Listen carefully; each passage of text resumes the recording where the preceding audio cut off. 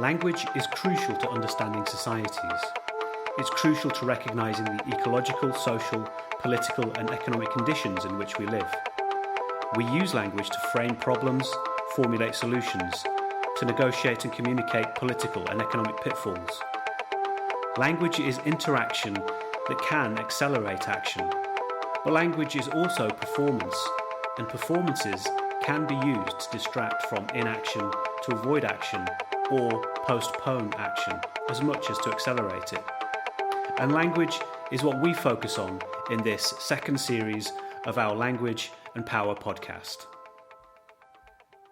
So today we're having a look at a recap or a look back at what we did in the last series, Series 1, on COP26. So it's been a few months since that ended. So we were going to have a look back and a review of what's happened since then. So we've got two texts that we want to look at. One of them is a recent newspaper article from the UK Times, and the second one is the document that was produced at the end of the Glasgow Climate Summit, COP26, which sort of sets out some of the things that they say that they have achieved.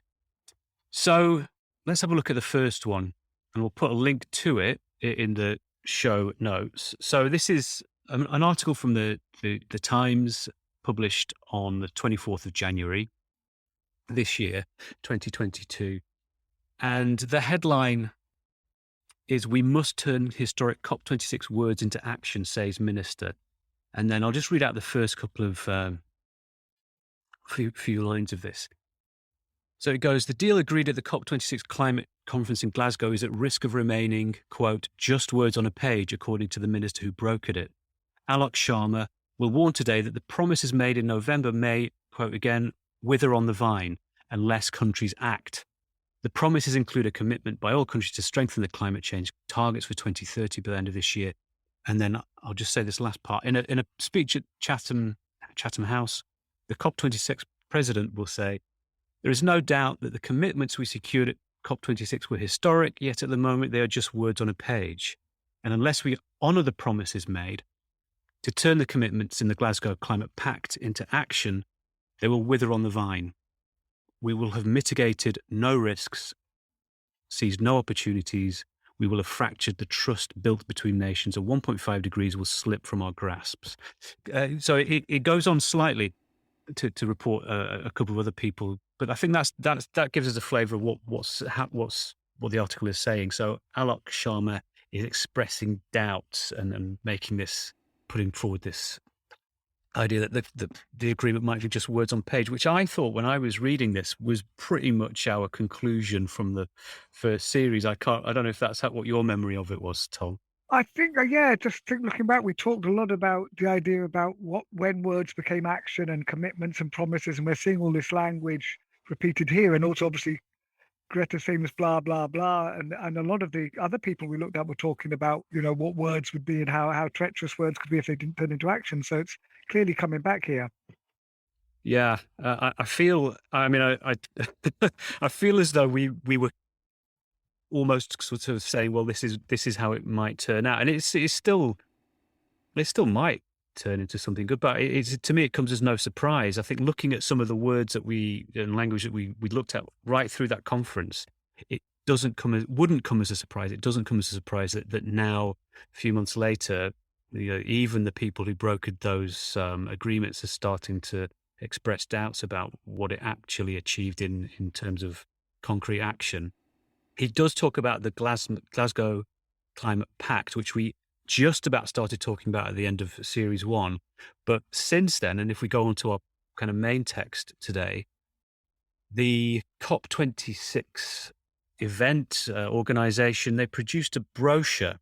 And again, we'll put a link to that in the show notes. It's a 28-page, what I would describe as a glossy brochure. Can you see it, Tom? Have you got it? Yes, I've got it. Very, very glossy, very nice. Yeah. So I think the first question, let me just very, very, very briefly describe it. And then I think the first question is, what kind of a document is it? What kind of a text is it? So it's available on the COP26 website. It's a 28-page document. It's available to download as a PDF. Lots of design elements in there. lots of different fonts used, text sizes are used. It's sometimes in column format. There are lots of fancy headings, different fonts for different parts of body text are quote to in slightly different fonts and so on. Very, very kind of clearly designed document. There are photos, sometimes dramatic live action photos from the conference itself, lots of diagrams. The colors follow, I would say, the visual branding of the conference. So the conference colors were a sort of, I don't know, a very light green, say in the Glasgow Climate Pact, a stylized picture of the Earth with some swirly kind of colors of this light green, a kind of purplish color and white. So all of that. And this document echoes those. So we've got this document, and it summarizes what happened at the conference, and it restates the claims that the organizers make for what was achieved at COP26. Yeah, the first question then, I suppose, is what kind of a text is it? And I always like this.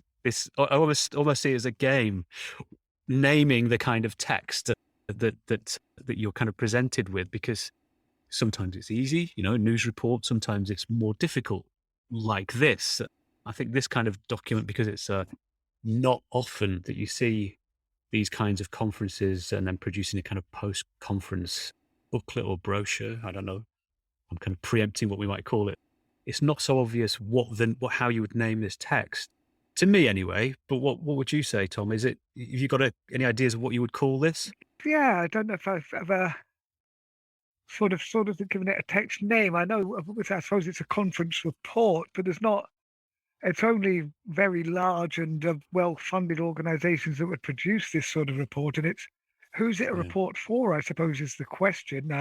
It's certainly not for the delegates themselves, I don't think, unless they just want to take it home and put it on their coffee table and impress, their guests. I don't know who's it for, and I suppose that determines the purpose. If we know who it's trying to talk to, what's it trying to tell them? I don't know. Yeah. The general public, Yeah. the press, It's for a the good. press to cannibalize and reproduce as they will. Yeah. It's a good question. Who would use this? Shall I read out the first? The first page is a title page. It's just got the logo of the conference on and so on. The next page is a quite, I don't know, an action photo of Alok Sharma sort of leaning forward, sort of looking quite serious. A photograph from the conference itself, and there's a quote there, which is from Alok Sharma, who is a UK MP. If you remember, he was a member of the Conservative government, the current government, and was given the job as COP president for that particular event. For which he got plaudits, I think, across. He did. He was the only person who really got universal praise, as far as I remember. Yeah. I think that's right. We talked about him a couple of times in the last series. This quote here: "We can now say with credibility that we have kept 1.5 degrees alive, but its pulse is weak, and it will only survive if we keep our promises and translate commitments into rapid action. We must now move forward together and deliver on the expectations set out in the Glasgow Climate Pact. It is up to all of us to sustain our lodestar of keeping 1.5 degrees within reach and to continue our efforts to get finance flowing and boost adaptation. After the collective dedication which has delivered the Glasgow Climate Pact, our work here cannot be wasted." So that's the quote which makes up the whole of the first page, alongside this image of the photograph of Alok Sharma himself. That's the opening statement. So it is like a report, a summary of what they think they've achieved and making claims. I was wondering whether they're trying to frame the narrative in some sort of sense about, or make sure that the version of the narrative that they want to be made is the one that kind of is pushed a little bit further. But your question, Tom, about who it's for is the really crucial one, I guess. Yeah, Journalists would download this and have a look at it out of interest and perhaps pick up some of the language from it. it's interesting. I mean, people are much more active than now. I suppose people who were at the COP protesting or taking part or involved in some of the side events would be interested. It's interesting. I mean, the title is the Glasgow Climate Pact. Yeah. So they're presented as the pact, but as the pact this itself, is not the formal pact. What is the formal pact is a good question. Well, this is now I think you're putting your finger on it here, because when I was looking at this on the website itself, it says download the Glasgow Climate Pact, and when you click on that link, this is what you get. So it does look as though this is what is being presented as the Glasgow Climate Pact. But this is And clearly a mediatized, glossy mm. magazine. Yeah. So what's going on there? And this reminded me. Well, I was thinking, well, what else? So I went and looked back at the Paris Agreement, which this references quite a lot, and that is just a very straightforward text document without without the images, without the logos, and all of the rest of it. And to me, so this might be me. I'm interested to see what you think. A document which has more text and fewer images, logos, photographs, changes in font and graphic and so on, to me seems like a more serious policy proposal, government document, governmental document, agreement, a kind of international agreement. It has a bit more gravity to me. It seems like it's a serious document, whereas this one, yeah, it's an official document, but it's baffling that they call it, or it appears to be what they're putting forward as the Glasgow Climate Pact, because of all this multimodality, as we might call it. Yeah. I mean, throughout the first series, we saw that lots of people were referring to speech acts like commit and promise, and what it meant to promise and that. And this again seems to be it. This seems to be an unofficial, or not the official version of the agreement, for which the name the pact has sort of been invented to say, this is, this is what all you guys agreed to do. We haven't got the final document yet, but we're putting it out in bright and bold colors, what we see as the pact, to sort of make sure that this said, when you're kids or whatever, a pact is like this solemn promise you make Yeah, with yeah, swapping each other's blood and swearing to fulfill stuff. And so it seems to have this whole purpose to be pushing people to turn this pact into something more concrete, including written documents, maybe rotten documents, including written documents that are more formal for this. But this sort of ad hoc title of the pact is fascinating me. yeah.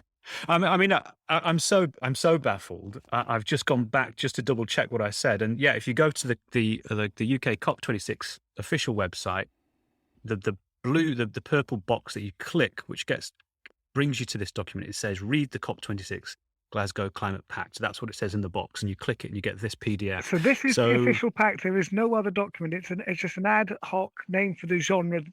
And it actually refers to itself all the time. If you look on page 3, it says, the aim of the UK COP26 presidency was to keep alive the hope of limiting the rise of global temperature, and the Glasgow Climate Pact does just that. Well, yeah, the yeah. Glasgow Climate Pact is this document. So is it sort of meaning this was what we informally negotiated and agreed to do as blood brothers, but we haven't done yet? And so this document is just sort of a signal for Yeah. that? Yeah, it's very strange, isn't it? If we look at, maybe you sort of dig down into the documents, we've got that first part, and then there's a sort of introductory section which summarizes some of the things that they've said. There's lots of photographs. Then there's a section which is called COP26 Achievements at a Glance, and there's 4 points on that first page. I think that's it. And then it goes into a bigger section called COP26 Achievements, and that is subdivided into mitigation, which then has sections on coal power, halting deforestation, speeding up the switch to electric vehicles, reducing methane emissions. Then we have a second section, adaptation, loss and damage, again subdivided into boosted efforts to deal with climate impacts. And then there's a third section which is called finance. And just very quickly, I think if I go, the fourth section is collaboration. And these were the different themes that they spoke about. And then it ends. There's not even really there's a kind of concluding section which says delivering a safe, secure and inclusive COP. I almost said inconclusive COP, but it's delivering a safe, secure and inclusive COP. So, and then you've got the sponsors badges down at the bottom again. So this apparent pact has also got sponsorship on there. all of which, to me, kind of detracts from the seriousness of it, from the weight, from the gravity of it. But Mm. Yeah, no, it certainly is like a university health prospectus rather than the regulations or something. It's Mm. some sort of advertising, isn't it? And Yeah. I think a lot of the stuff that's interesting, even though it very much still talks about the positive things that the UK did. You know, Yes. Oh yeah. if you Yeah. look on A page theme. A 3 with theme a that we've picture of seen. Boris Yeah. Johnson, it's very much talks about the UK presidency has given significantly more focus. The UK presidency has made progress. The Glasgow Climate Pact is the climax of 2 years, so it's still really pushing out this idea that UK did great. But at the same time, Mm. we've got the metaphor that struck me. If we think of Johnson's metaphor that we looked at in series one about the game changing at half time and being 5-0 down at half time, Sharma's come out with two metaphors. He talks about it being withering on the vine that was quoted in the Times, and now he's got the 1.5 degrees commitment is alive, but its pulse is weak and it will only Yeah. survive if. So we've got these metaphors of something that's alive and good, but it's only just staying alive and it needs us to keep working on it to keep it alive, which is a sort of semi optimistic, glass half empty sort of message mixed in with, yeah, but the UK was great in putting all this stuff forward. And I suppose it's like, and now all you other guys who made this pact with us, you've got to deliver on that because you've made a pact and we've done our bit. Mm. Yeah. Yeah. It is very ambiguous in that sense, isn't it? Those that page that you're looking at, page 3, with the picture of Boris Johnson at the top. It's interesting. The claims, it makes several claims and then illustrates them in ways that really give doubt well, almost contradict the claim that's been made in the previous sentence. So I'm looking in the second paragraph, halfway through. It says the aim of the Yeah. UK COP26 presidency was to keep alive the hope of limiting the rising global temperature to 1.5 degrees C, and the Glasgow Climate Pact does just that. It does what it's set out to do. They've said what we were aimed, and we've met our aim. But then immediately, the next sentence says, combined with increased ambition and action from countries, 1.5 degrees C remains in sight. Right. So the previous sentence said we kept it alive, and we kept 1.5 degrees alive, and now we're not keeping it alive anymore. We just kept it in sight. So a different metaphor with a different kind of sense of how close to your achievement you've got. You know, maybe I'm being picky and kind of. Well, I think we're being cynical, but it does. The Cynical. aim of the Yeah. COP26 was not just to keep these things alive, it was actually Nah. to do more. Now it's saying that the only aim of the conference was to keep alive the hope. In that People way, they like could the say, hope. well, we Yeah. delivered Yeah. on that, but it's not much of Yeah. a promise, really, is it? We're going to keep Yeah. the hope Yeah. alive. And even Yeah. still, it might not be in sight, even if it's alive, Indeed. as you Yeah. say. Yeah. Well, there's the previous paragraph concludes by saying this global agreement will accelerate action on climate this decade and finally completes the Paris rulebook. So they're sort of going from quite a stronger. We've completed Paris, the Paris Agreement. The rulebook has been completed, and then we've kept it alive, and now it's just in sight. So we're getting further and further away from that really strong claim at the beginning. So yeah, it's a question. The other, I mean, so here's my question, or a thing that I would like to ask you about, and thinking about the type of text, and it's got this brochures, it's got all these glossy pictures and dramatic. I mean, it looks very professional, looks very impressive in terms of a design, but it reminds me of, or it raises the question: what do you get when you get these documents which are have all these design features versus just a straightforward written text, as we had with Paris, the Paris Agreement? And it reminds me of, right. So I'm going to make a confession here. So see if see if this is your experience, Tom. Sometimes when you see a presentation, either of an academic paper at a conference, or something that you maybe get your students to do a presentation, and it looks great. The slides look great. There's nice pictures, nice images, and you think they've done a really good job. They've really understood what they're talking about here, and it's great. It's very convincing. And then occasionally you sort of see the written paper afterwards. Either it's Either it's the conference paper or the kind of essay that comes later, and you kind of think, maybe I, yes, maybe it's not quite as finished and polished an understanding as I thought it was in the beginning. That's my confession. I don't know if that's a I'll go universal along with that. Yeah, experience. I will strike my breast alongside you there in Right. sentence of behaving like that. But yeah, Yeah, yeah. Now, so the question is, so in general terms, when you've got these multimodal texts, either a PowerPoint present or a document like this, which has got loads of photographs and fancy fonts and everything, is that more convincing, or are people better at explaining themselves using these multimodal types of document, or are we as the audience of these documents, readers of this document, more easily accepting or distracted by the multimodal text? So this text at first glance looks very professional, but when you look at the actual words that are used, they don't live up to it. I don't think they don't live up to what you might want or expect from such an event. yeah. I suppose it's interesting, isn't it? It makes me think about criticism from Kieran O'Halloran, a colleague of ours who was, sort of was thinking about critical discourse analysis and people's reading. And, he was saying sometimes in critical discourse analysis, we take people for idiots or something like that. I think I can't remember his exact phrase, but it's a bit like the phrase from Bakhtin, the Russian literary critic, who talked about your active, responsive reading. I suppose it depends what level you're reading it at. If you're just seeing that in these nice glossy pictures with all the relevant people there, even the people who were severely, and there's two people we Mm, talked about there, highly prominent in terms of the Prime Minister of Barbados, I think Premier of Barbados mm, anyway, Motley, and also the Brazilian indigenous mm, Xochitl, who are there.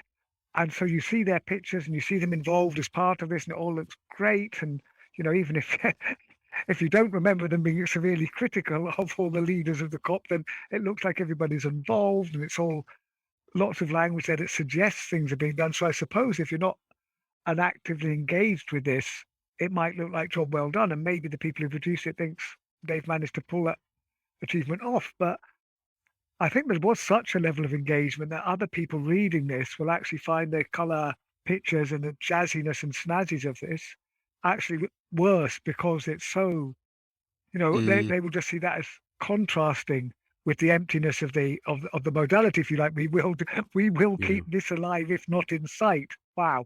And therefore yeah. having all these constructions might just must put people off. Much the same, I suppose, that when you read these student texts, if it had all this gloriously snazzy presentation, it actually makes you feel a little bit more negative because how effective the PowerPoint was. And so it could be counterproductive if people think it's all froth and no Mm, substance. mm. Yeah, I think that's interesting. That an example. I mean, we're sort of saying about froth and no substance, and there's. I was noticing on page 16, they talk about the adaptation, loss, and damage. Now, I picked this page because there's a photograph there of one of the activists who I think we spoke about during or at least you and I were Yeah. talking about being there, and I was looking at this in terms of, well, what if this is the pact? What have we got in some of the details? And my reading of this, so we'll have a look at some of the words. Is that I think there's an interesting lack of detail, and I think it presents some things as new, which I don't think are new, and there's a vagueness and to some of the text. And so let me just sort of read some of that. So people across the world are already living with the devastating consequences of our changing climate, they say, intensifying, increasing the frequency and impact of extreme weather events, rising seas and changing weather patterns, and the livelihoods of the land of millions. So that's how it opens. And I think, that's seems to be a very true description of the situation. And then it goes on that that they need to avoid the loss of protection of livelihood. So we're at the end of the second paragraph, and we're kind of repeating. I mean, it's stating things that we know, but and that's probably necessary. And then here's the kind of the punch. At COP26, countries agreed to a new Glasgow Sharm el Sheikh work program on the global goal on adaptation to reduce vulnerability, strengthen resilience, and increase the capacity of people and the planet to adapt to the impacts of climate change. So in that context, what the claim is that they've agreed to another work program. So they haven't reached any conclusions. It's just, right, we're going to do another meeting or another kind of set of events. Oh, and again, that might be fine, but I'm sort of still looking for the amazing thing that they've agreed in this pact. So it goes on: a key step towards managing climate impacts is for each country to formulate a national plan. Now that's presented, it seems to me they're trying to present that as a new piece of information. I don't know if they are, but it says 80 countries are now covered by either adaptation communications or national adaptation plans to increase preparedness to climate risk with 45 submitted over the last year. Again, it seems as though they're trying to present this as new. This isn't new. This is what the Paris Agreement was asking for all those years ago, and still only 45 countries have submitted these agreements. So what has been achieved at Glasgow? Well, so far, just this idea, to get people together and do a new work program. Since climate change, it goes on, is a shared challenge, and national plans benefit from knowledge sharing. The UK co-developed the Adaptation Action Coalition. The coalition is bringing 40 countries together to find solutions to some of the most challenging impacts of climate change. We are inviting all countries to join us. So here's another thing. So they've got a program, the Glasgow Sharm el-Sheikh program, and they've managed to get 40 countries together to find solutions. So is the problem that 40 countries had not been brought together previously? Because if it is, then this seems like a nice solution. But it seems to me that that's not the problem. The problem is we still haven't worked out how we are going to prevent loss and damage, and then where that's inevitable, to support adaptation. And that's been the case for many, many, many years. But we now seem to have lots more committees because we've got the Glasgow Sharm el-Sheikh work program, we've got the adaptation communications, the national adaptation plans, then that becomes the Adaptation Action Coalition, which is a new thing, but then also the Adaptation Research Alliance. So there's actually about 7 different talking shops all mentioned there. Why do we need so many? Wow, well, what are they all doing with each other? How are they communicating to each other? And yeah, my take on things like this is that I like it when people deliberate together. I'm a deliberative yes, Democrat at heart. I like it when people get together, work out what the problem is together, and work out solutions to those problems. So in principle, I don't mind people getting together and working these things out. It's just that I guess I thought that that's what the COP26 conferences was people getting together and doing the working out and working out the problem and working through solutions. You can have lots of meetings in the run-up to these COP26 meetings, but they are, in the end, a conference where people ought to be able to talk and deliberate and so on. So it seems that you're getting nowhere where you have talk about the conference, then you have talk at the conference, and then the result of that talk is more talk. You're not shifting levels there. We're remaining at the level of talk and discourse and not coming to some other firm conclusions. yeah. There's a circularity in having a conference which results in having more conference, whether you call it something slightly different, like a network or a work program or whatever. But that's what it is, isn't it? And that's what's the issue Yeah, here. as you say, great networking, but that was supposed to be in place already. It's supposed to be doing things, and everyone, the whole blah, blah, blah message from the activists, but also from the government withering on the vine and the other metaphors that you use here, is that it's got to go beyond talking. And at the end, they're just boasting about the amount of talk that's coming out of it. But I love the punchline to this page. So all it's done so far is mention all these different organizations and their acronyms, but then it comes to this conclusion. This global network of over 60 organizations across 30 countries in bold, because that's the achievement, will see governments, businesses, and local societies increasing the resilience of vulnerable countries. How do we know that? I mean, that's surely what they intend to do, but we've no idea that they will manage to do that. So this is a totally empty promise just to say, yeah, this is going to make everything better. Well, show us the proof. The ARA will place Indigenous knowledge and solutions at the core of its work. That's really interesting. That's just a reference back to the picture, which doesn't have a lot to do with everything else that's been said in that paragraph, as far as I can see. It's just trying to make it look inclusive. But that bizarre promise that, yeah, all these talking shops will solve the problem. It's what it says. Okay. Yeah, yeah. It goes on the next page. I mean, let's just sort of look at the next page because they do mention money figures there. Is this what so they say the European Commission and the list of some nations will collectively they call them the Champions Group on adaptation finance is projected to provide 12.7 billion in adaptation finance in 2025. So projected to, it's not, the pledge is projecting the list of delivered at COP26. New UK funding announced at COP26 will support vulnerable countries, but they're quite small figures: $274 million, pounds, 27 million pounds, dollars. But so yeah, they seem like pretty small numbers in terms of money. £100 million climate adaptation and resilience research framework program, £10 million UK, 3.5 million US dollars funding from Ireland for the least developed countries. It's not a lot of money. I mean, £10 million for the least developed countries. It's Is yeah, it? yeah. Yes. So this sort of this section 2 is very clearly in two sections, isn't it? One is about the talking shops and one is about the money with the pay to. Yes. So there's lots Yeah, of yeah, money. Well, that's not really lots of money, and yeah, there's talk. yeah, yeah. And this is under the heading adaptation, loss and damage. Adaptation, loss and That damage. doesn't seem Yeah, to respond to that heading at all. It's like the headings are totally irrelevant. yeah, yeah, And bizarrely, actually, finance comes in the next section. yeah. Interesting, I'm they've just got a looking. picture of Claire Shakayak, Director of Climate International Institute for Environment and Development, who is wearing some sort of looks like a local form of dress, congratulating the wealthier nations on committing some money. So that seems to get there. Mm, They're putting her picture in there in this glossy picture to suggest that all those figures they've mentioned are getting the unequivocal support of activists and indigenous activists mm, with mm, this tiny little soundbite. I wonder what the rest of her speech said about the pledging of money by big nations.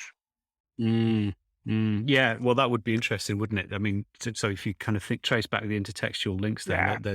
there's a project for somebody.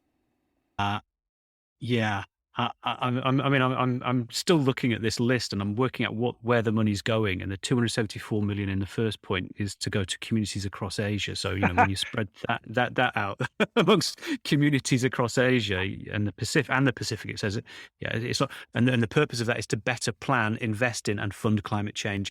Very vague. Very what money for planning and money for investing is all very, very vague. I mean, I suppose we can't really expect them to give specific details, but I feel like we want more than this. We want more than um, money to work out. We'll give you some money to work out how to spend the money. Surely those plans ought to have been made. I can't imagine going to a funding body as an academic and saying, "Could you give me some money to work out how I'm going to spend the money that you're going to give me?" It wouldn't fly. Maybe it should. um, Yeah, there's more details of money after. There's a lot of breakdown of money, and the numbers are looking bigger overall. But this is for the entire investment into climate crisis. So it's not a huge amount of money internationally. yeah, yeah, yeah. I mean, the question that it raises for me is, well, yeah, giving spending money is probably part of it would be part of what you would want to do, but then what is going to be stopped? And there are other sections, as we mentioned earlier, on coal, reducing emissions. So can we find anything in there that's a real kind of achievement delivered at COP? If we look at the mitigation section on page 13, delivered at COP, in the run up to and at COP26, extensive commitments were made to speed up the switch to electric vehicles, including the COP26 declaration on accelerating the transition to 100% zero emission cars and vans, which brought together 35 countries, 6 major car makers, 43 cities, states and regions, 28 fleet owners, 28 fleet owners, and 15 financial institutions and investors all committing to work together to achieve this goal. So, right, so let's pass that. So their achievement was to declare acceleration on the transition to 100% zero emissions cars. So a declaration is their achievement, is one of their achievements And we noticed for all to do four this of thing. those bullet points, first one says they're committed, second one says they made commitments, third one said commitments, and the fourth one says signed up, just to make it a bit different from commitments. Signed up, But basically it means commitments. Yeah, commitments. yeah, So yeah. again, it's commitments and not action. And this, the what's involved in that seems quite small. I mean, 35 countries out of what, almost 200 nations have committed to this. Only six major car makers. I mean, I suppose the way that they're conglomerated, I mean, that might be a majority. Only 43 cities, states, and regions. Only 28 fleet owners. Only 15 financial institutions and investors. Doesn't seem. There's a qualitative element of this, but there's the quantitative element. I mean, part of the problem of climate change is that so much of this activity, this polluting activity, is going on that it causes a problem. So you need big numbers in terms of the kind of organisations and places that are committed to stop using internal combustion engines. It says in the second bullet point, vehicle manufacturers representing more than 30% of the global market. Well, 30% is not the majority. It's nowhere near what you would really want. Then there's a list of motor manufacturers that have committed to this. And again, it's just the names of the 6 that they've mentioned. So General Motors, Jaguar, Fiat, Volvo, Audi, Ford, Volkswagen in Europe. Yeah. Okay. So that changes things in Europe. So not particularly global either in that sense. No. Yeah, going back to that point about the glossy images, and then when you drill down into the details, it sort of disappears, doesn't it? Yeah, but if you just look at all the numbers sort of without thinking too much about them, and with all the gloss, it could look good until you think, well, 30% means 70% haven't. Yeah, yeah. Yeah, I think I'm just looking ahead at different bits of this as well. Interesting, it says in the last section, delivering a safe, secure, and inclusive COP. Now, this reminds me of my favourite bugbear, which is about consultation, where big organisations turn up in small communities and talk at the local populace, tell them what they're going to do, tell them what's going to be agreed, and walk away, and then say they had full consultation. So this talks about the number of people that were there and everything, and their different organisations, but yet some of the feedback we saw throughout COP was how non-inclusive it was. That there was far too much security, that people weren't allowed to participate in a genuine way, that there was a lot of stuff behind closed doors. And so you maybe had lots of people there, you maybe invited people along and you maybe televised it, but in what sense was it inclusive beyond the numbers of people who are in the same place? I think that's an interesting, where you can play with those numbers to make something look inclusive just because people were there. But unless you actively engage people and listen to people and respond, that's not real inclusion. Yeah, and I think, wouldn't you say also not I mean, listening, of course, but then a mark of whether that you've also learned from what you heard when you were listening. It would be, a different outcome than would have been achieved if you hadn't listened to those Exactly. people you were trying to include. Yeah. Exactly. Yeah, just there's this Uh, whole question of voice, which is a big issue in sociolinguistics, interactional sociolinguistics, what it means to have voice. And it's certainly not just being able to speak in public. There needs to be uptake, there needs to be engagement on both sides. You need to be able to present things from your own point of view and within your own way of seeing the world. And that there are many different levels of voice, and just being there is not voice or inclusion. yeah, good point. I don't know. Where do we go from here? Where do we go from here? What should we do we wind this up, or is there more to say on this? I Or would think probably well, wind it up, seeing yeah, there's lots more there. I mean, I would love to do an analysis of this and see how many verbs of promising and action and different stuff there is and how things are framed, but that would be we've hinted at that. So if anyone wants to do that for a PhD, they can come to us. yeah. No, that's good. It's just sort of setting a spark, isn't it? Yeah, no, but we'll come back to. So anyway, Yeah, yeah. so Michael, Let's go Yeah. back to the beginning and your question. We've looked at this document, we've flipped through its glossy pages using our mice instead of our fingers, but we've looked at this brochure. Let's fire your question back to you. What sort of Yeah. document is this? Yes. Yeah. Well, I think now having looked at it, I would see this as a very much a promotional document, which which is aimed at putting a spin on what happened at COP. And I think the aim of the spin, I mean, I don't know what the aim of the spin is. This to convince others, or is it to convince themselves? I was And, wondering about that. and probably a bit of both. I think. I think. I think underneath it all, there's probably a recognition going right back to Alok Sharma's opening quote.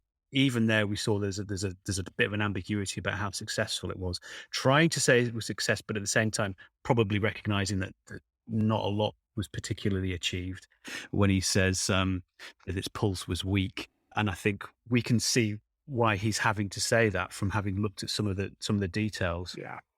So I think I think also there's probably a kind of expectation around this kind of event that you almost have to Yeah. produce a kind of successful outcome. I think there probably, if there was one COP in Copenhagen, wasn't there, where it was universally kind of described as being, not having achieved what it set out to achieve. And I think there's probably a fear amongst host governments that they don't want to kind of end up in that situation. So they will say things that make it look as though it was a success, even when you can see that there's a large gap in what the aims were and what was actually achieved. So that's I'd say something like that. How about you? No, that's more or less what I was thinking myself. Yeah. Yeah, yeah, Yep. yes, yeah. Right. So, right. Well, that's it for this week. We'll be back next week with more language and power analysis. And we'll see you then.